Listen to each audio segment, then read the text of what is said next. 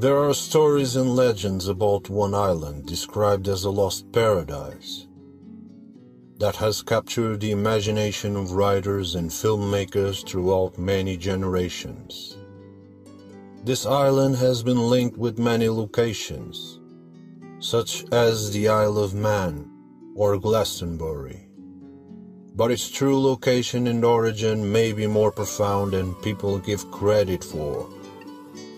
We have embarked on a journey that starts from a place which the name derives from an ancient Celtic name, meaning the Isle of Glass, but in modern times was translated to the most suspicious of names.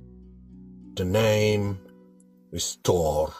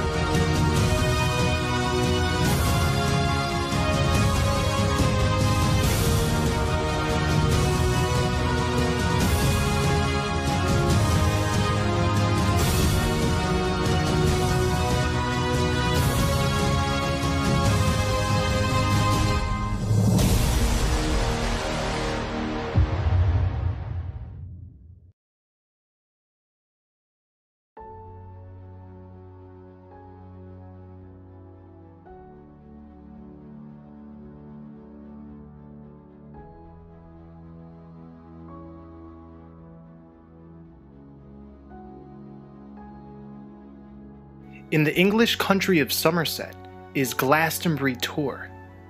This hill has been considered sacred since ancient times. In the 13th century, the Celtic people lived here in monastic settlements, and before then, this hill was of religious significance amongst the ancient Druids and pagans. Local legend states that this is where the paradise island of Avalon was located, this peninsula having been an island in ancient times. The structure on top is called the Tor and represents a gateway into Avalon. It's a remnant of a medieval church which was destroyed by earthquake in 1275.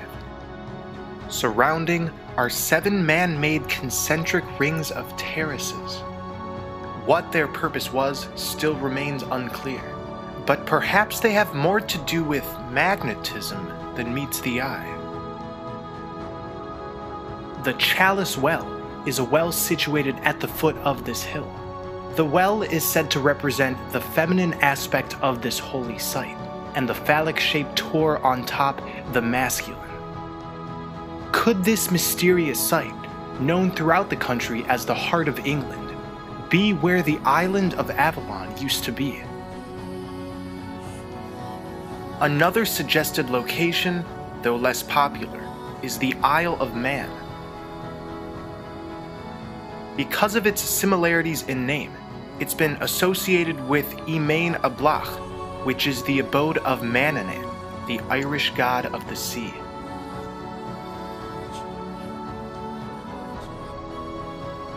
The island was said to be a realm of healing, where youth was eternal and where there was no winter, where golden apples grew in abundance. Avalon is what the Arthurian texts call the Fortunate Isles. It is the sacred land described in Arthurian legend and Celtic mythology. Avalon is thought of as the inner temple of the Celtic and British mysteries, a landscape of the soul, a country of the heart. It is the land which the poet and mystic sees in vision, where the artist and musician finds inspiration. where the soul goes for healing and spiritual refreshment.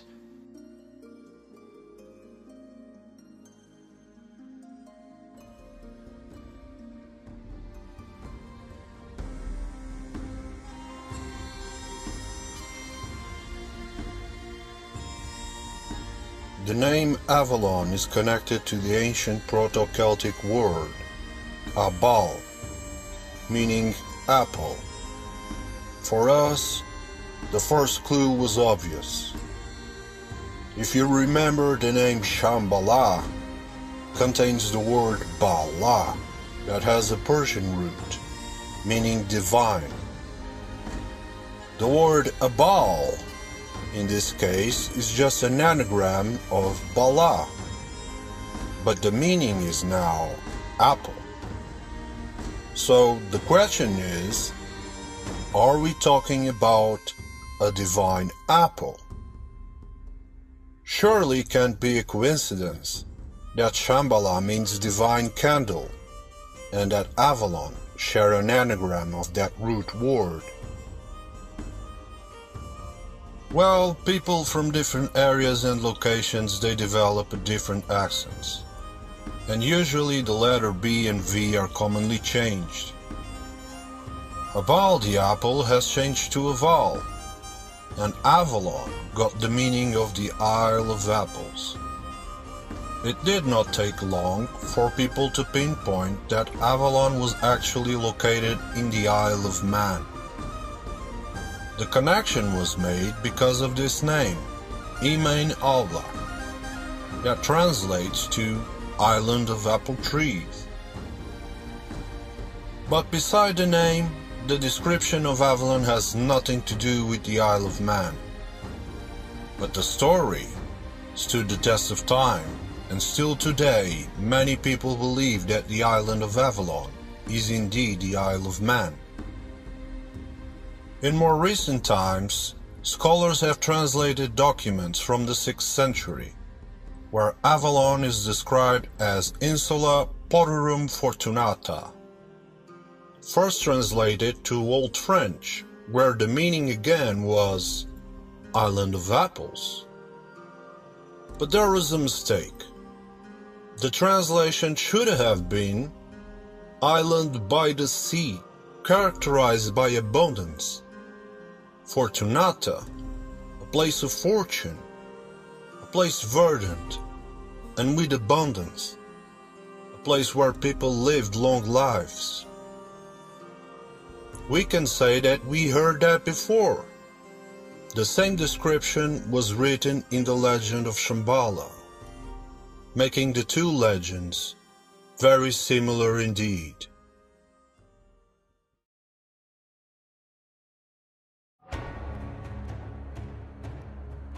The first mention of Avalon is found in History of the Kings of Britain by the 12th century cleric Geoffrey of Monmouth, who wrote that King Arthur's magnificent sword Excalibur was forged there.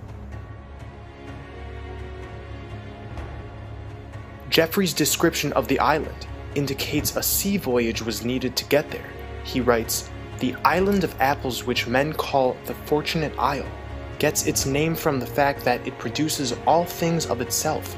The fields there have no need of the plows of the farmers, and all cultivation is lacking except what nature provides. The ground of its own accord produces everything instead of merely grass, and people live there 100 years or more. There, 9 sisters rule by a pleasing set of laws, those who come to them from our country." These 9 sisters are fairy priestesses led by the enchantress Morgan Le Fay. According to Geoffrey's Vita Merlini, they are capable of changing form and flying, and act as initiators to those who voyage to the mystical island. Isidore of Seville wrote in his work Etymologia another description of Avalon, reading, "The Fortunate Isles signify by their name that they produce all kinds of good things, as if they were happy and blessed with an abundance of fruit."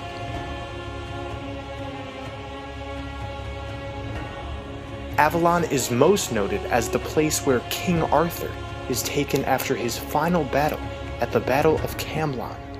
Seriously wounded by his opponent Mordred, Arthur is transported to Avalon in order to be healed, and in some folklore, Arthur still resides in Avalon, having been healed and is now immortal.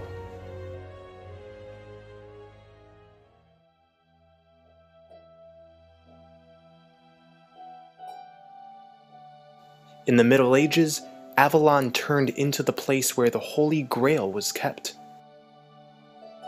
In a number of versions, this sacred vessel of immortality is housed in a castle called the Four Peak Fortress on an otherworld island which is known as Annwn. The Welsh poem The Spoils of Annwn describes a raid on this island by Arthur and his men. They journey by boat, seeking the Cauldron of Inspiration. There, they are met by 9 fairies who are protecting this cauldron.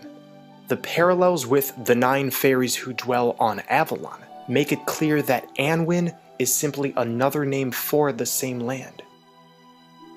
Over the years, this cauldron was turned into a holy chalice of immortality. It is written, "I am honored in praise, song was heard, in the four-peaked fortress, for its revolutions. My poetry, from the cauldron it was uttered, from the breath of 9 maidens it was kindled." The Celtic mythology of Annwn dates back hundreds of years before any mention of Avalon.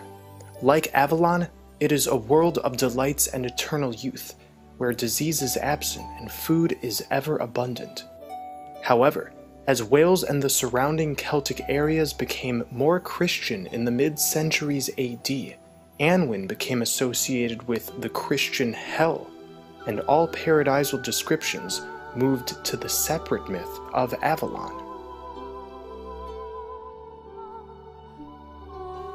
The true location of Avalon is in the far north, on an island that can only be reached by sea.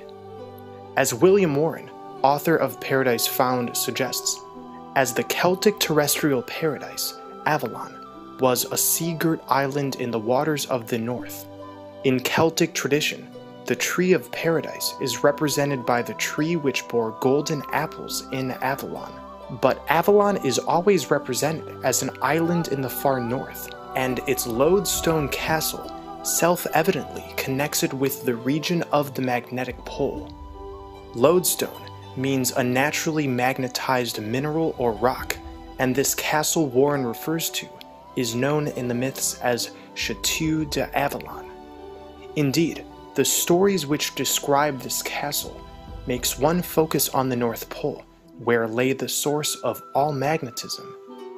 The Chateau d'Avalon is perhaps the Rupes Nigra, the magnetic rock described by 16th century cartographer Gerhard Mercator in his maps of the Arctic. History is his story, so it's not a stretch to think that such a sacred, majestic island would be occulted, its location now pinpointed in Glastonbury, which is neither paradisal or an island. But Glastonbury does show us a representation of the North Pole, giving us the Axis Mundi, or central pillar on top, with 7 rings of terraces, which can be interpreted as the 7 rings of golden mountains that surround Mount Meru in Asian cosmology, or as simply the ever-present magnetic field. This clue has been given to us, showing us a representation of the central axis at the Arctic, while simultaneously fooling us into believing that the model is the actual historical location. If we wish to find Avalon, we must sail towards the four-peaked fortress, the Lodestone Castle, where the Tor, or toroidal field, comes from.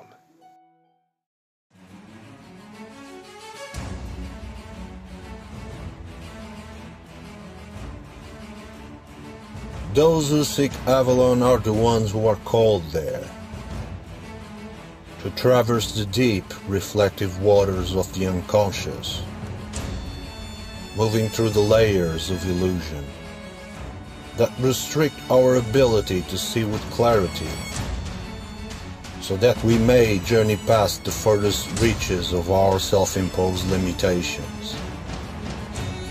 It is then that we are able to reach that distant land, that shining isle of wisdom that lies at the core of each and every one of us.